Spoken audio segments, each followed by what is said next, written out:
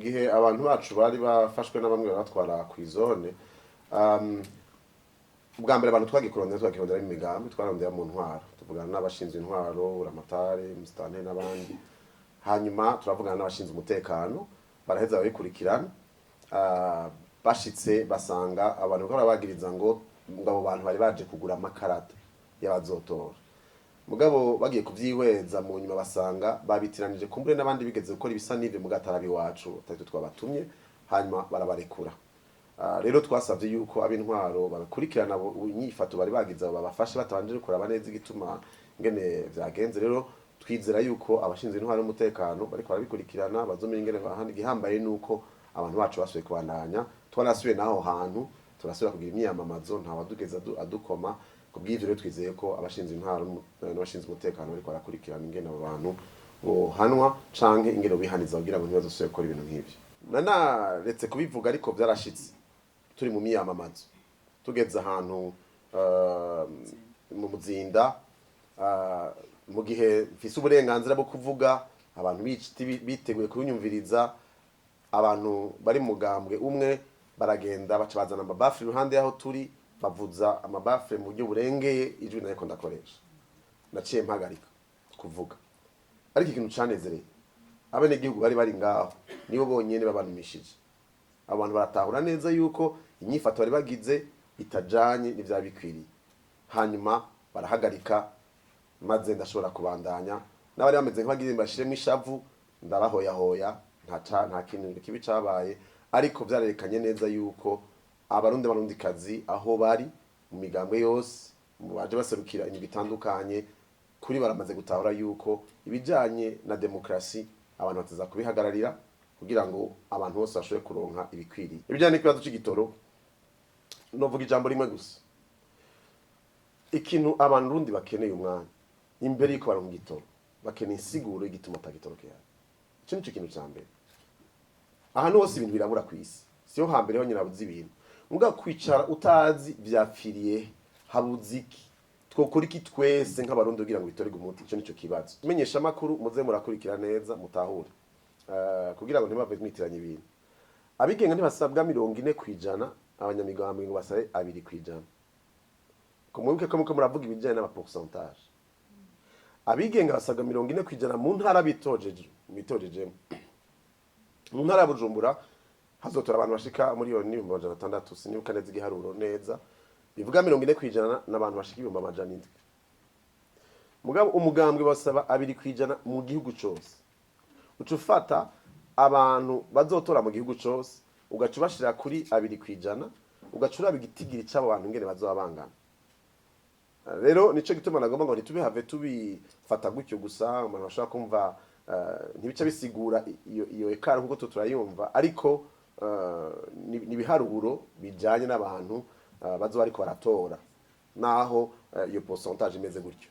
Rero umugambi ko ko bitoza mu gihugu cyose bateza kucora 2% mu gihugu cyose hanyuma gashara wigenga aho yitoje 40% hanyuma umugambi udashikanya 2% nta mushinga amateka aronka baronse 4% baronka 2 ainsi de suite. Hanyuma wigenga nawe aho yatowe aronse 40% agaca ashobora kurenga mu duce tumwe hariho abantu bagize ishaka rirenze bararengera amajambo yavuga ibigitega batangura inyifato tuzi neza ko batabayitumwe n'abarongoye aho hariho nk'ahantu hamwe ko mu bice vya Mubimbi mu bice vya Muhuta muri komine Muhuta hamwe mu mazona mwamwe yo mu bice vya Cibitoke mugwi aho ari abantu bazi bagasaba abantu gukura imipira iriko ifoto yacu bababwira yuko watawundi muntu akwiye kwiyamamaza aho hantu.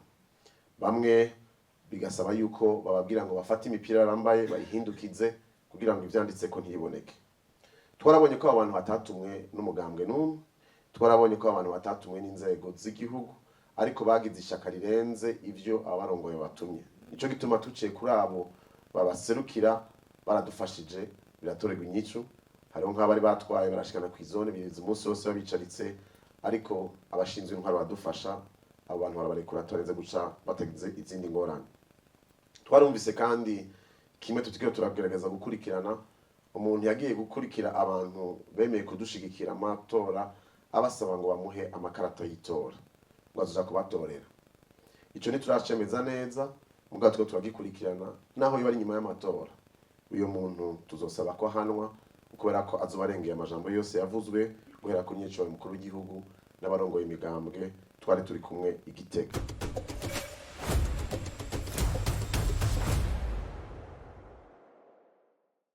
Naranezerewe muri iyi minsi y'imyamamazo kubona yuko hari abarundi benshi biyumva ko arabigenga.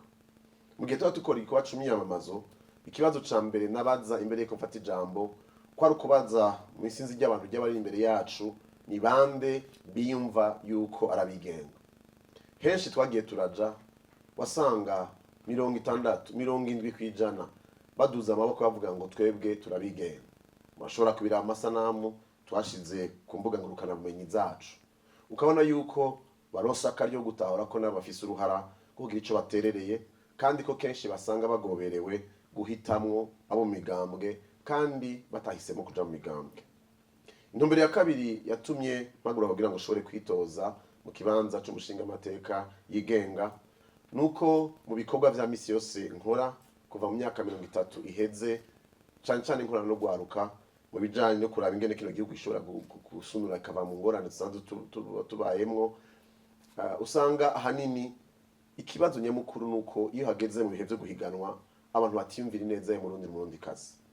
Mwibuke neza ko ibijanye n'ivy'intwara nkuko ibwirizwa shingiro bivuga bifise intumbero imwe nyamukuru kugira ngo umurundi n'umurundi kazi uwo ari we wese mu bwoko bwose avamwo, mu ntara yose avamwo, mu idini ryose arimwo, yaba ugendana ubumuga, yaba ubayeho ubuzima busanzwe, yuko ibikorwa vyose vya leta vyitwararika ineza yiwe kugira ngo ashobore kubaho neza.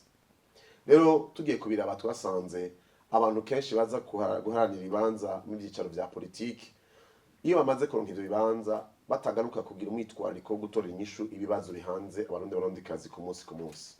Aho twagiye turabaza mu myamamazo abashoboye kudukurikirana mwarabibonye. Twarabajije nk'abantu bashoboye gutora abashinga amateka canke abahanuzi ba komine mwaka 2020, tukabaza tuti ni bande muri abo bagarutse kubaraba, ni bande muri abo bababajije ivyo muri ko muracamwo ingene ivyo ari byo n'ingene bafasha kubitorera umuti, ni bande muri abo baje kugira ngo basigure ingorane ziko ziraba kumbure z'intamba bizumvikana ziko ziraba mu bijanye no gutunganya ubuzima bw'abarundikazi byashikiye leta kugira ngo bashobore gusigurira abene gihugu bamenye yuko batsa kwihangana naho bigoye. Ariko rero tubajije abantu wasanga nko ku bantu 100 baba baratoye mwaka 2020, umwe canke babiri ari bakubwira bati narasubiye kubona uwo natoye agaruka kuza kuvugana nanje. Numvise rero ko dukwiye kuraba ingene twohindura iyo nyifato kugira ngo abantu batoye abaserukira baba baserukira vy'ukuri, basubire kubabona igihe bamaze gutorwa, basubire kuza kwitwara ikibazo bafise ku munsi. Rero ico cyo twabasezeraniye yuko itandukanirizo ry'abigenga hamwe n'abari mu migambwe nuko wigenga umutora ku giti ciwe ubanza kuraba kahise kiwe, uraba ivyo yakoze hanyuma ukaraba ko afise icitegererezo. Muravyibuka mu kiganiro ca mbere twagiranye n'abamenyesha makuru dutangura ino myamamazo, twarabwiye yuko ijambo rikunda gukoreshwa iyo umuntu yatowe nk'umushinga amateka ni ijambo ryo kuvuga ngo ni honorable, niko bakunda kubivuga mu Gifaransa, no kuvuga umuntu afise iteka. Narabwiye yuko umuntu ataba honorable kubera ko yatowe, umuntu atogwa kubera ko ari honorable. Yandi majambo ntahinduka umuntu witeka kuko yatowe, ariko nuko baraba ko kahise kiwe kagaragaza ko ari umuntu afise iteka, afise niyo ari umuntu yubatse urugo rwiwe ko rwubatse neza, niba ari vyarongoye ko yasanzwe birongoye neza, hanyuma bakamwizera akamubwira bati uduserukire ko turabona neza yuko inyifato yawe igaragaza kuzogira ico tumariye. Nico gituma muri kino gihe twavuga tuti ni vyiza ko hageze matora abagiye gutora batora umuntu kuko bamuzi, ko asubira inyuma bagasesangura kahise kiwe, hama bakavuga bati arakwije ibisabwa kugira ngo ashobore kuduserukira. Twarabonye ko ivyo vyazanye umunezero mu bo twagiye gushikira muri no misi y'imyamamazo, kubera ko wumva umengo ni ibintu batamenyereye kumva. Kubera iki? Kuko wasanga kenshi basabwa gutora izina ry'umugambwe batazi inyuma y'iryo zina uzobaserukira ingene yitwa, ahabaye n'ivyo amaze kumara no kurangura mu buzima bwiwe bwo muri kahise. Rero bavuga bati ko dufise aka gatabo mwaduhaye katwereka imyidondoro w'ico bamaze muri kahise ka kino gihugu, turumva dushobora kukwizera.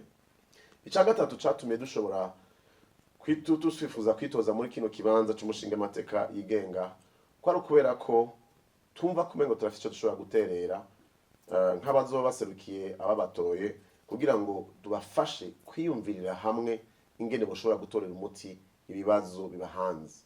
Kubera iki hariyo abantu benshi baguma bahanze amaso leta, bavuga ngo turarindira ico leta izodukorera, turarindiriye ico abari mu ntwaro bazoza gukora, ariko bakibagira yuko iterambere ry'igihugu riva ku kwitanga kumwe n'igihugu wese no gushigikirana no gushira hamwe inguvu. Twibaza rero ko abantu batowe kugira ngo bashobore guserukira abandi bategerezwa kuba abahuza ku mitumba, abahuza mu makomine, abahuza mu ntara, begeranya barundikazi bakabazana kubakuraho ubwa mbere mu bintu byose bibatandukanye. Nta numwe muri mwebwe yibagiye ko muri imyaka 30 iheze barundikazi bakomerekejwe na byinshi. Twabaye mu ntambara, bamwe barabuze kuva mu myaka 60, 70, 80, 90, muri imyaka iheze bamwe ntibashobora guhamba babo kubera ibibazo vyagiye biraba, kubera uburongozi buri bwagiye bura muri kahise. Abandi ntibashoboye gushika ku ndoto z'ubuzima bwabo, amashuri arahagarara, abandi barahunga. Kuva muri iyo myaka yose twagiye tubona ko barundi bagiye bakomereka bivanye n'amacakubiri yaje azanywe n'abakavantara. Kubiri iki gihe rero n'igihe tuko abantu baserukira abandi bakiye kuba abunga abarundi n'abarundikazi kugira ngo bashire hamwe inguvu, bakura amaso kibatandukanye. Si igihe cyuko abaserukira abandi bababwira ngo wewe uri mu mugambwe iwacu ni wowe mwiza gusumba abandi, kandi yuko utayumvira ico twiyumvira cyo kimwe adakwiye kugira uburenganzira bwo gushobora gushika kure. Turabonye rero ko ico kintu ari ikintu gihambaye yuko abaserukira abantu babatoye basubira inyuma kubafasha kwiyumvira ingene bava mu bibazo aho babaye, naho batorinda gusaba yuko inzego z'igihugu arizo ziza kubafasha gutora umuti ivyo bibazo.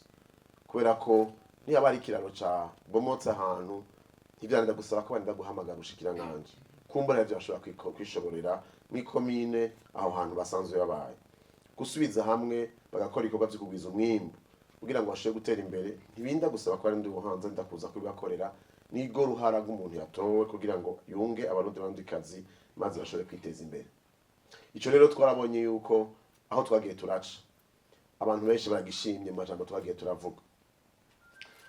Mu myamamazo twagize murazi ko Bujumbura isigaye yagutse, twaragerageje gushika henshi hashoboka kandi kuri hashoboka, kuva kugenda gushika mu ntara yahora ari intara ya Cibitoke, mu makomine ya kure kaza mugwi muza mugina n'ahandi, kuja mu ahantu tutamenyereye gushika ko muri hategereye amabarabara, haba nko ku masoko amwe amasanga hahuriye abantu benshi hafi na hafi yaho hantu, ugasanga bariko barakora ubuzima mu buzima bwabo bwa misi yose.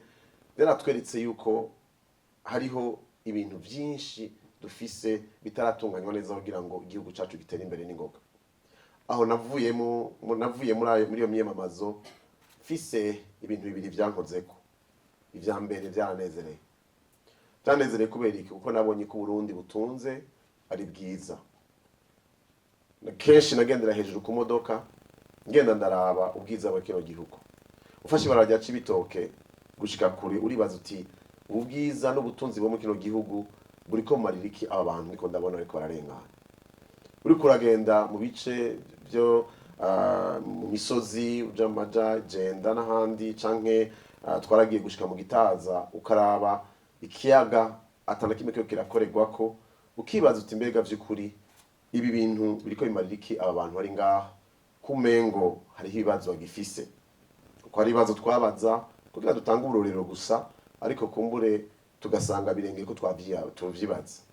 Ikijanye no gufungura twarakunda kukibaza, ugasanga abana benshi baracaja kwishura batafunguye mu gitondo, abarundi kazi benshi baracashobora baracafungura rimwe ku munsi.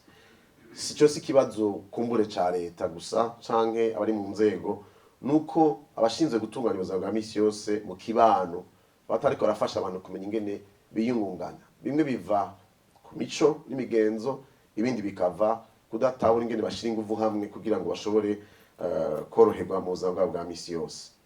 Rero icasha gatatu nako ndavuga nyamukuru nuko twasezeranye ko nibaramuka badutoye tuzosubirayo uko dusanzwe tubikora mu yindi migambi dusanzwe dukora, kuza kubafasha kwiyungunganya, gushira hamwe ubwenge, inkomezi zabo kugira ngo ubwiza bwa kino gihugu n'ubutunzi Imana yaduhaye, igihugu kigizwe n'abakiri bato bafise inkomezi, bishobore gukugwamwo umusaruro utuma abarundi n'abandikazi bose bemererwa neza kandi boroherwa.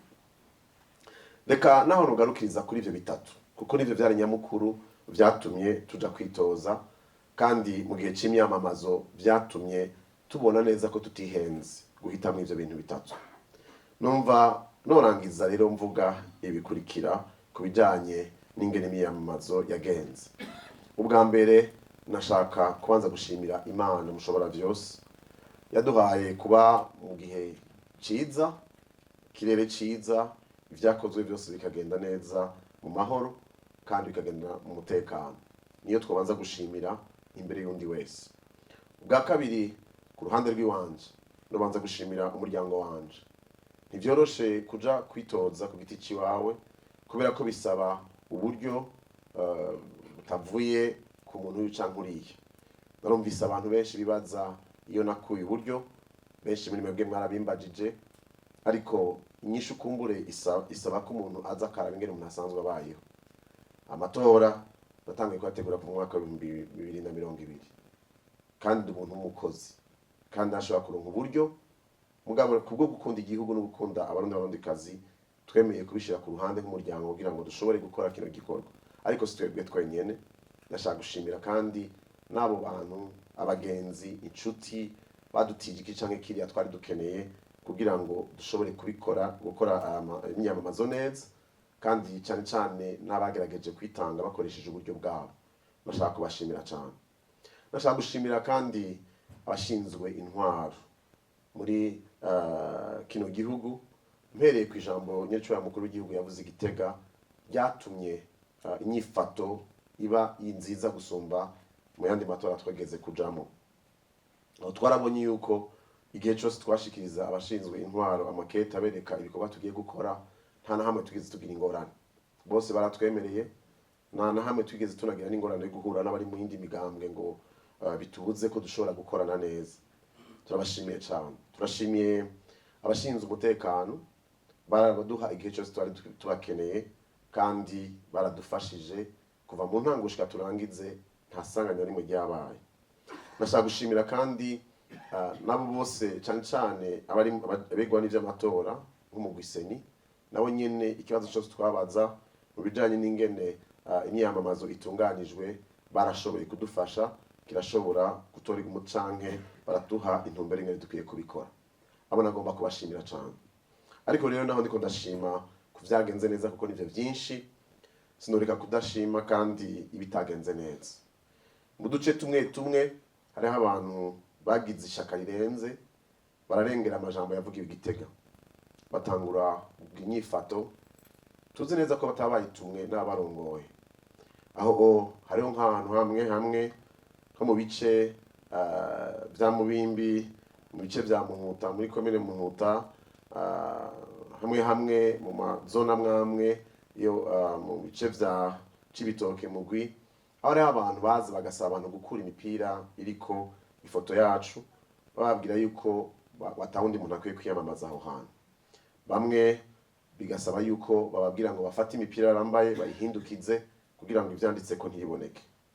Twarabonye ko abantu batatumwe n'umugambwe n'umwe, twarabonye ko abantu batatumwe n'inzego z'igihugu, ariko bagize ishaka rirenze ivyo abarongoye batumye. Nico gituma tuciye kuri abo babaserukira, baradufashije, biratorerwa inyicu. Hariho nk'abari batwaye barashikana kw'izone biriza umunsi wose babicaritse, ariko abashinzwe intwaro badufasha, abo bantu barabarekura turenze guca batagize izindi ngorane. Twarumvise kandi kimwe tutikiro turagerageza gukurikirana, umuntu yagiye gukurikira abantu bemeye kudushigikira amatora abasaba ngo bamuhe amakarata y'itora ngo azoja kubatorera. Ico ntituracemeza neza mugabo two turagikurikirana naho yoba ari nyuma y'amatora. Uyo muntu tuzosaba ko ahanwa kubera ko azobarengeye amajambo yose yavuzwe guhera ku nyiciro mukuru w'igihugu n'abarongoye imigambwe twari turi kumwe igitega. Ariko ivyo ntibidusha intege. Twarabonye kandi abantu basigura yuko ko uwigenga kumuha ijwi ari ukuritakaza yuko ataco ryoma ryo barimaze. Abo bantu nibaza yuko batatahuye neza ko Burundi aho bugeze nuko kimwe mu bintu bigaragaza demokrasi ari uko umurundi wese agira uburenganzira bwo guhitamwo ivyo ashaka. Ntibisaba yuko umuntu arinda gutsinda, ariko igihambaye nuko aba yatoye uko avyumva mu mutima. Rero kuri abo bose bariko baracicika intege bumva ngo gutora uwigenga no gutakaza amajwi, sinibaza ko ivyo ari vyo. Ego naho amategeko asa n'atunanije akadusaba 40%, twebwe twari two twitoza twifuza kuronka 100%. Rero wifuza kuronka 100%, 40% sikidashoboka. Turizeye neza yuko ba barundi babigenga benshi twabonye, turazi neza yuko ayo 40% tuzoyaronka tukanayarenza, kubera ko abigenga twabonye atari bake muri kino gihugu. Nico gituma rero gutora uwigenga si ugutakaza ijwi, kuko kudatora niko gutakaza ijwi, gutora utemera niko gutakaza ijwi. Iki ni igihe cy'uko rero duhitamwo, kandi niyo bariko barahigana umupira w'amaguru, umuntu ekipe yiwe itsinzwe cyangwa abona ko ihava itsindwa, ntaca ahindura ngo aze kwifatanya n'indi yamitsinda, kubera ko igihe cyose umuntu wese ahitamwo bijanye n'ivyumva mu mutima wiwe. Tugomba rero kubashimira cyane mwebwe amenyesha makuru, mwaradukurikiye, mwarabanye natwe, ibiganiro byose twashikirije mwarabishikirije, kandi kumure naho tutashoboye gushika mu maradiyo n'amateleviziyo mwari mwaduhaye akaryo. Ndashaka gushimira umugwi sense ingene wafashije kugira ngo abariko barashikiriza ivyiyumviro vyabo bose bashobore gushikiriza ivyo vyiyumviro. Ndashaka kubashimira namwe mubandanye rero mukurikira ibigiye kubandanya, no kuvuga mu gihe cyane umunsi nyezina, umunsi hazoba amatora.